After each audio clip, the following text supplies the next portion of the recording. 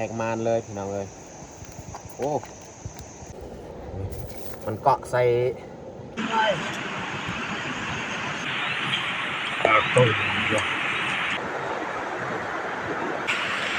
เขาเริ่มออกเดิน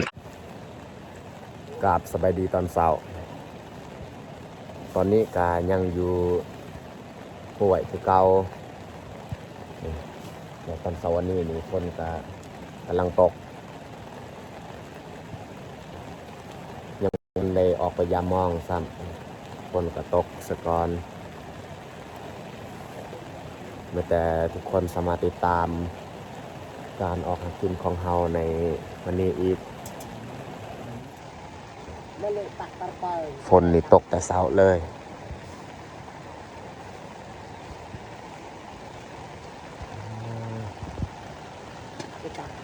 ตอนนี้ก็เวลา6 โมง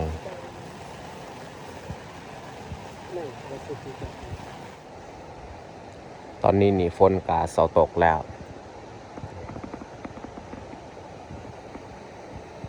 เฮาสิเกียมออกไปยามมองจักหน่อยแต่ว่าท้องฟ้านี่ยังมืดครึ้มยันมันตกอีกกลับจากไปยามมองไปลุมแต่ว่าบ่ได้พอโตมีแต่สิยามขึ้นเทิงอีกตอนนี้นี่เฮากินข้าวก็เรียบร้อยบางอย่างแต่ว่าบ่ได้ทายตอนกินข้าวเช้าบ่ได้ทายมีแต่เฮาสิขึ้นไปยามมองอยู่เทิงแล้วก็ไปหวานแหเลยเขาเริ่มออกเดินทางเลยขึ้นไปยามมองแล้วก็ไปหวานแห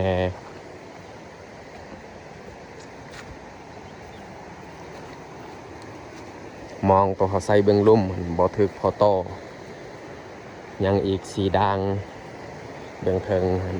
บูอาสิถึกหรือบ่มแต่ทุกคนดุนเบื้องนำกันตอนนี้นี่เขาข้ามเรียบร้อยส่วนไอ้ยับนี่ฝากเบื้องหันเขาไปยามมองเลยอยู่เทิงและหลังทำอิฐไปยามหลังทำอิฐเลย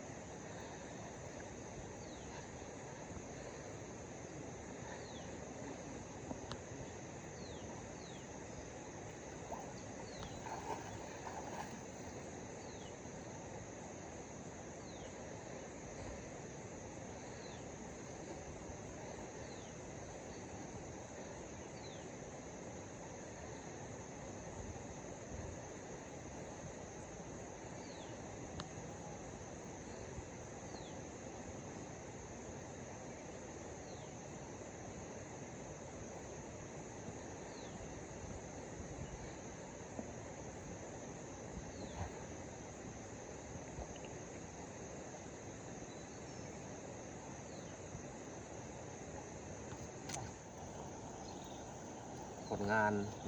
ได้แต่ตัวหนึ่งทีมตัวหอกเกาะมันหลุดทบอนนี่น่าจะได้ลายอยู่ปลาจาด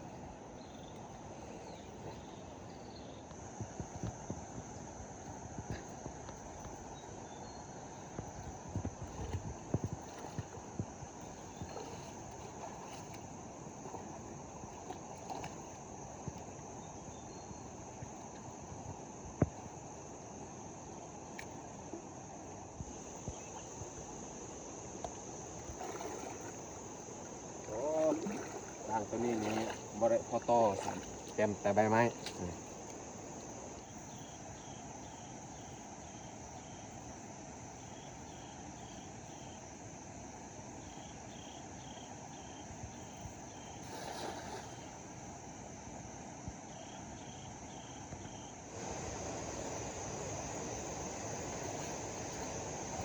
ดึงแล้ววานแห้งได้ปลาปัวมันคือแต่นอกตัวแรกแหกมานเลยพี่น้องเลยโอ้ยามอีกดันตาม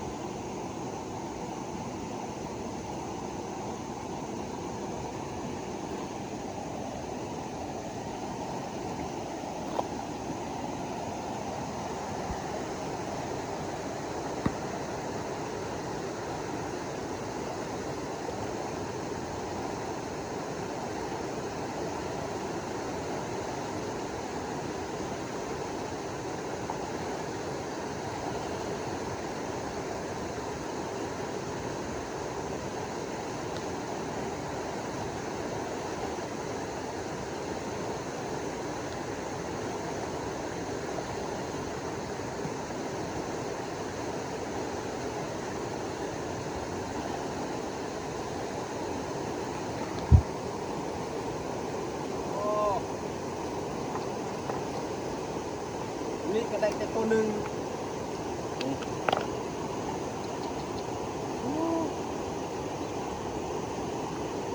ปลาจานแกะออกเลยโอ้ตายแล้ว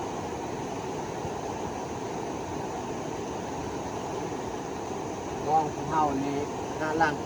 นี่ค่อนข้างง่ายแล้วผมจะไปวันแห่ต่ออีกนี่แหละนี่แหละลังสุดท้ายรู้ว่าสิคือมีบอลนะลังสุดท้ายโอ้ตัวนึง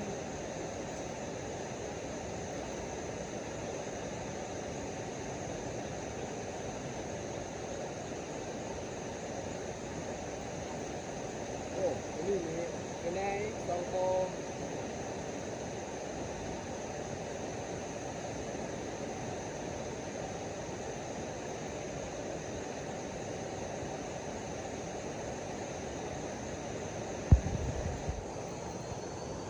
ทำงานในซองโตปลากัวกับปลาจาดเท่าที่แกะเลยรวมทั้งหมดนี้คนงานที่เขาใส่มองนี่ได้แต่ซีโตมองของเฮานี่5 ด่างโอ้บ่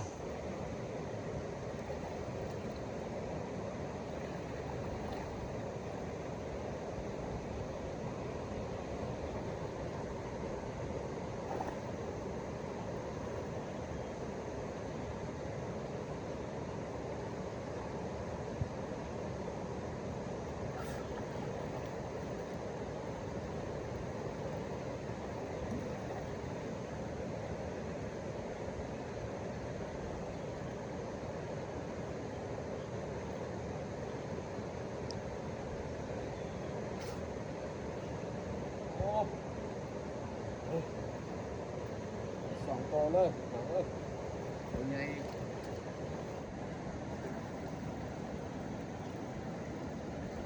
โอ้ตัวนึงนี่เกือบหลุด3 โตเลยน้องนี่โอ้ใหญ่ๆนี่ตัวเกือบหลุดมันเกาะใส่ห้างมันหรือว่าขี่มัน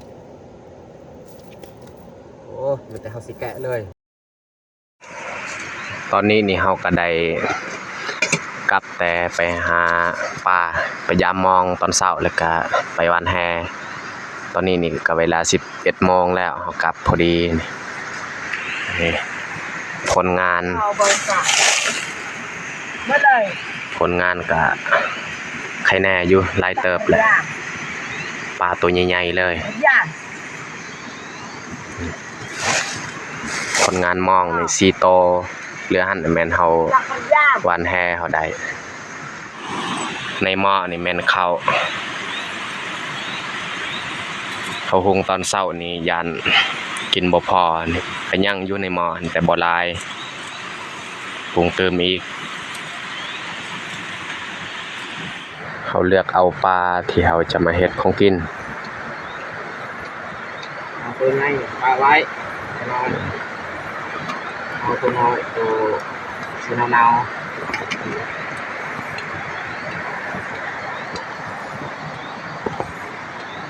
อันนี้จะแม่นปลาตัวมือว่านนี่แหละ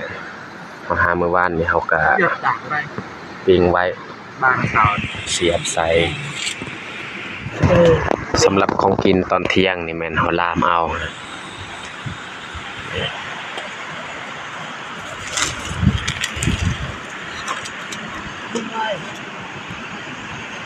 เพราะว่าหม้อนี่เขาหุงข้าวแล้วของกินนี่ต้องได้ตัดกระบังมาลามตอนนี้นี่ของกินของเฮาก็สุกเรียบร้อยแต่เฮาจะเกียมล้างมือแล้วก็จัดบอลกินข้าวเลยเฮาสิกินข้าวอยู่นี่แหละนี่ย่านฝนตกท้องฟ้านี่มืดครึ้มอีกแล้วโอ้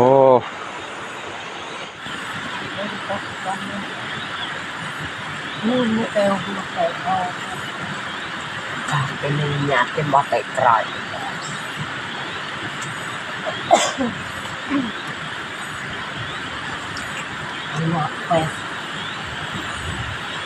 Giant.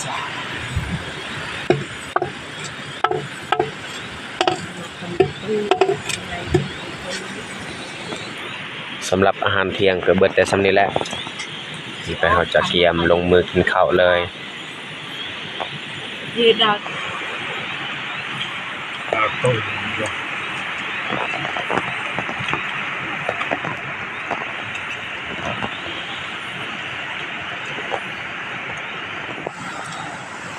หลังจากกินข้าวแล้วนี่เฮาก็นั่งพักผ่อนฝนก็ตกแล้วบางยานแต่บ่หลายจักหน่อยจึงเกียมเครื่องออกเดินทางแล้วก็ไปหาบ่อนนอนใหม่อีกอยู่ลุมหั่น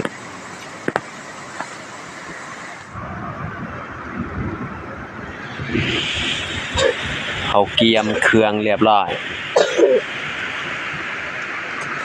ตอนนี้ฝนกำลังตก oh tak.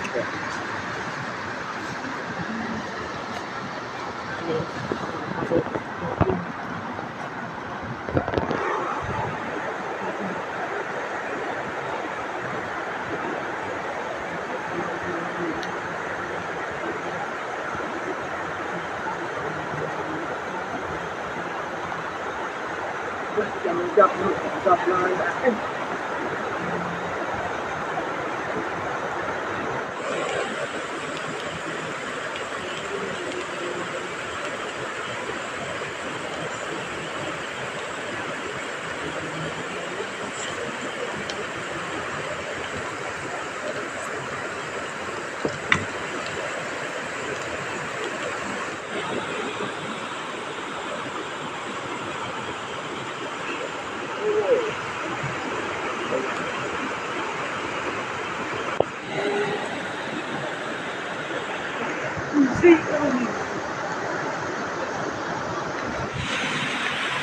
นี่ฝนก็ยังตกอยู่เขาเริ่มออกเดินทางแล้ว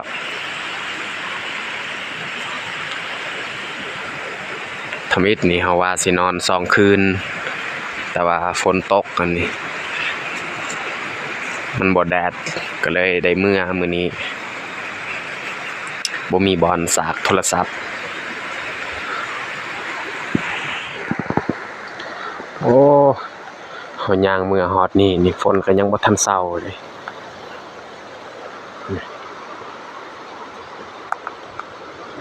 ให้เขาทางตามแคมเซ่นี่แหละให้คนบ้านอโลดตัวนี้ทางตัวนี้นี่แม่นทางเก่าที่บริษัทเวียดเขาไปฮอนค่ำ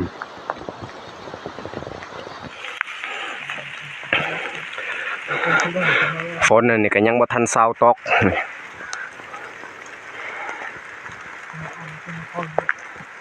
ตกตลอดเลย